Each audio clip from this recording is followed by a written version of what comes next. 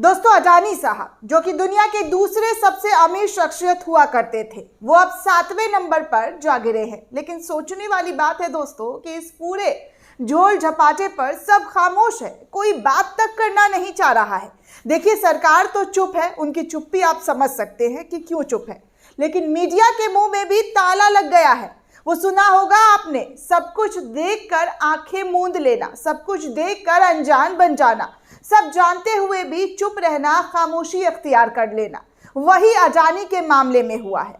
अब जिन जिन बैंकों से लोन लिया, उन बैंकों का दिवाला तो निकलेगा ही, और इसका सीधा असर आम इंसान पर, आम जनता पर कैसे होगा, उसकी जेबों पर कैसा डाका जला जाएगा, वो सब आगे इस रिपोर्ट में बताऊंगी दोस्तों, क्योंकि अब बैंकों का भी दिवालिया निकल सकता है। अब देखिए ना, अमेरिकी रिसर्च फर्म हिंडनबर्ग की अडानी समूह के कारनामों का खुलासा करने वाली रिपोर्ट से बाहर आने के बाद भारतीय बाजार में घमासान मचा हुआ है। एक तरफ अडानी समूह के शेयर गोता लगा रहे हैं, तो दूसरी तरफ समूह को कर्ज देने वाले भी परेशान हैं। रिपोर्ट के आने के बाद से ही भारतीय शेयर बाजारों ने अभी तक 2 सत्रों में कारोबार किया है, जिसमें अडानी समूह के शेयर 22% तक गिर चुके हैं।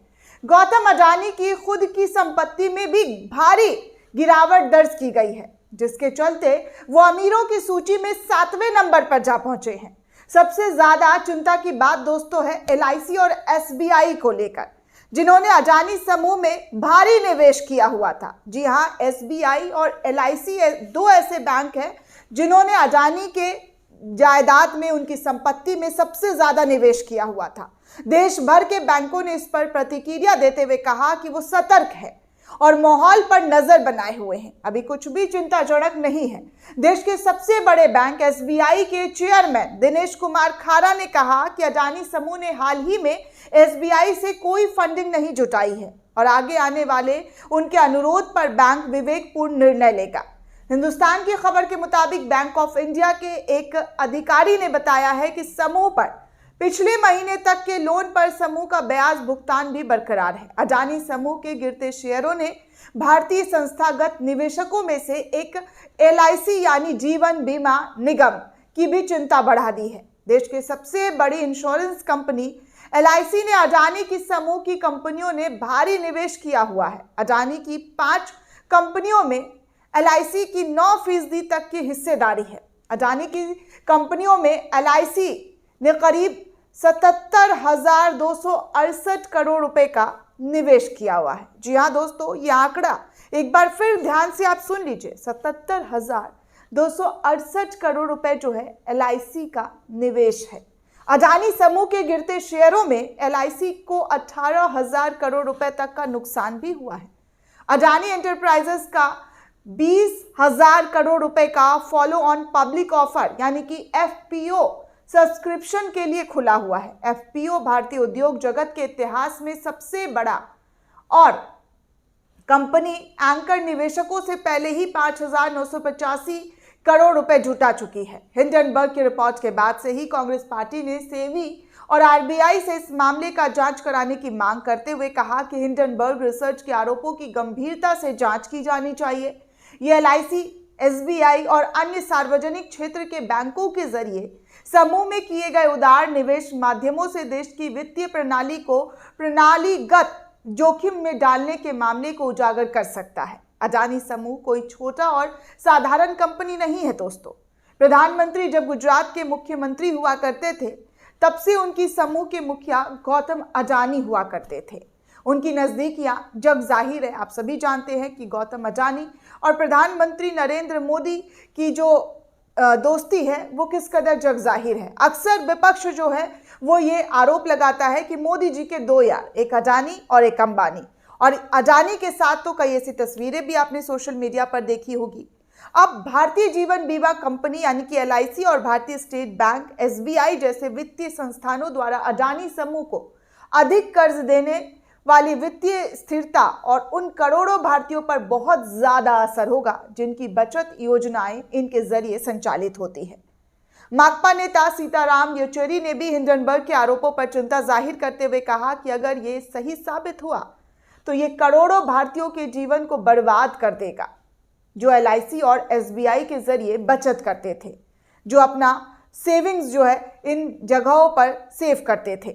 अडानी समूह के शेयरों में शुक्रवार को भी भारी गिरावट के बीच भारत के कुछ प्रमुख सार्वजनिक क्षेत्र के बैंकों ने ये कहकर निवेशकों की चिंताओं को दूर करने की कोशिश की कि अडानी समूह में उनका एक्सपोजर भारतीय रिजर्व बैंक द्वारा निर्धारित सीमा के भीतर था। अब जैसे ही SBI और LIC का नाम सामने आया, उसके बाद तो ये मामला और तेजी से उछालना शुरू हो गया है।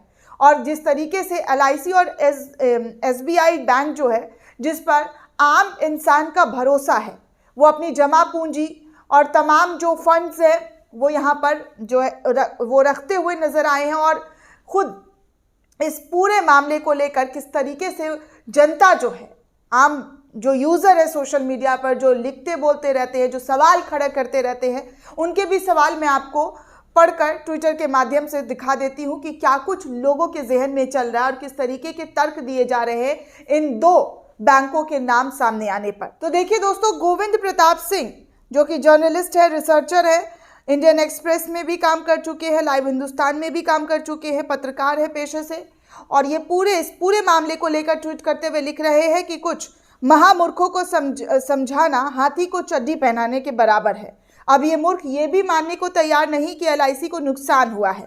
कुछ तो रिप्लाई में घुस कर गरिया रहे हैं, पूछ रहे हैं कि कहाँ से पढ़कर आए हो। तो समीर कपूर सर, इन चमन लोगों को भाड़ में जाने दे दिया जाना चाहिए। तो इस तरीके से इन्होंने ट्वीट किया है। आगे देखिए, एक और ट्वीट है इन्हीं का, गोविंद प्रताप सिंह का। वो लिखते हैं कि आप क्रोनोलॉजी समझिए। हिंडनबर्ग की रिपोर्ट के बाद अडानी ग्रुप को भारी नुकसान हुआ। अडानी ग्रुप में लगा LIC और SBI का काफ़ी पैसा डूब गया है। LIC SBI में अधिकतर पैसा किसका जमा है? जनता का। लेकिन मूर्ख जनता खुश है कि मुगल गार्डन का नाम बदल कर चूड़ी टाइट कर दी गई है। तो यहाँ पर यह भी उन्होंने लिखा है कि मुगल गार्डन का जश्न मनाया जा रहा है कि उसका नाम चेंज कर दिया गया, लेकिन अपने जेब पर डाका किस तरीके से डाला जा रहा है उस पर किसी का ध्यान नहीं है। वो नहीं देख रहे हैं कि जेबों पर कैसे डाका पड़ रहा है, खुल्लम खुल्ला, और इस पर कोई कुछ नहीं बोल रहा है। आगे देखिए, शामिरा सिंह लिखते हैं कि थ्रेट। हिंडनबर्ग से बहुत पहले 2017 में पत्रकार परमजीत गुहा जो है उन्होंने अडानी को एक्सपोज किया था। परंजॉय ने सबसे पहले स्टोरी की थी कि कैसे सरकार ने अडानी को 500 करोड़ रुपए का फायदा पहुंचाया, लेकिन परंजॉय पर इतने केस डाल दिए गए कि उन्हें कोर्ट के माध्यम से चुप करा दिया गया, उनकी नौकरी भी उनसे छीन ली गई। तो ये जानकारी यहाँ पर दी गई है कि जो परमजीत गुहा है, जो पत्रकार है, उन्होंने इस पर पूरी स्टोरी की थी डिटेल से, लेकिन उन पर इतना केस लगाया गया कि वो उन्हें दबा दिया गया।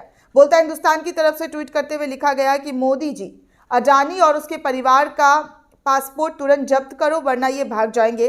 संजय सिंह का बयान है जो बोलता हिंदुस्तान की तरफ से इसे छाप दिया गया है।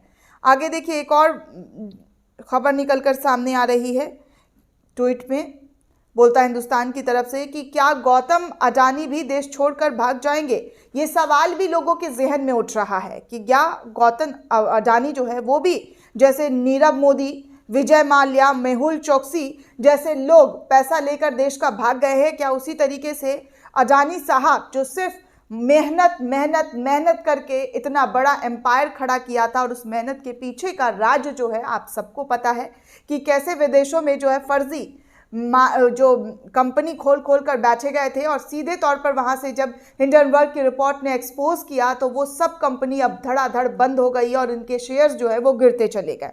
लेकिन फिर भी इन तमाम चीज़ों को लेकर कोई कुछ नहीं बोल रहा है। गौतम अडानी का अभी भी वक्त है। जो लोग हैं वो सवाल पूछ रहे हैं कि पासपोर्ट जब्त कर लीजिए। इनमें सबसे पहला नाम जो है संजय सिंह का है कि मोदी जी जब ये छोड़कर भाग जाएंगे देश तब इनका पासपोर्ट जब्त करेंगे। तो इस तरीके की चीज़ें जो है वो लिखकर सामने आ रहा है। कांग्रेस के नेता कृति आज़ाद लिखते हैं कि अगर अडानी का कर्जा माफ़ नहीं हुआ तो वो देश छोड़कर भाग जाएंगे, लिख कर ले लो। कृति आज़ाद का ये बयान, ये स्टेटमेंट है। आगे एक और ट्वीट है वो आपको दिखा दूं। बोलता हिंदुस्तान की तरफ से संजय सिंह ने फिर से ट्वीट करते हुए लिखा कि मोदी जी, आपके मित्र ने भारत का सबसे बड़ा घोटाला किया है, आप खामोश क्यों हैं? कहाँ है आपकी ईडी, सीबीआई, सेबी? ये सब नाम जो है पूछ रहे हैं कि ये सब जो है कहाँ है और इन पर कोई एक्शन क्यों नहीं लिया जा रहा है। बोलता हिंदुस्तान की तरफ से फिर एक ट्वीट किया गया है राजीव रंजन पत्रकार को लेकर, जो उन्होंने लिखा है। लिखते हैं कि 2 दिनों में निवेशकों के 4 लाख करोड़ डूब गए, लेकिन वित्त मंत्री का कोई रिएक्शन नहीं आया। शायद बजट में बिजी होंगी। तो वो ये लिख रहे हैं कि वित्त मंत्री भी कुछ नहीं कह रही हैं। नरेश बलियान आप नेता जो हैं वो भी ट्वीट करते हुए लिख रहे हैं कि अडानी अपने साथ साथ कई बैंकों को डुबा रहा है, लेकिन जनता पाकिस्तान में महंगाई देखने में व्यस्त है। हाँ, ये भी एक चीज़ है दोस्तों कि पाकिस्तान की महंगाई दिखाई जा रही है, लेकिन हमारे देश में क्या चल रहा है उस पर कोई चर्चा नहीं है। रविश कुमार ने भी लिखा, गोदी सेठ की गलती है, ग्लोबल चैनल से पहले ग्लोबल रिसर्च संस्थाओं को खरीद लेते हैं। तब कोई नहीं पूछता कि गोदी सेठ के ग्लोबल चैनलों पर ग्लोबल खबरें क्यों नहीं है।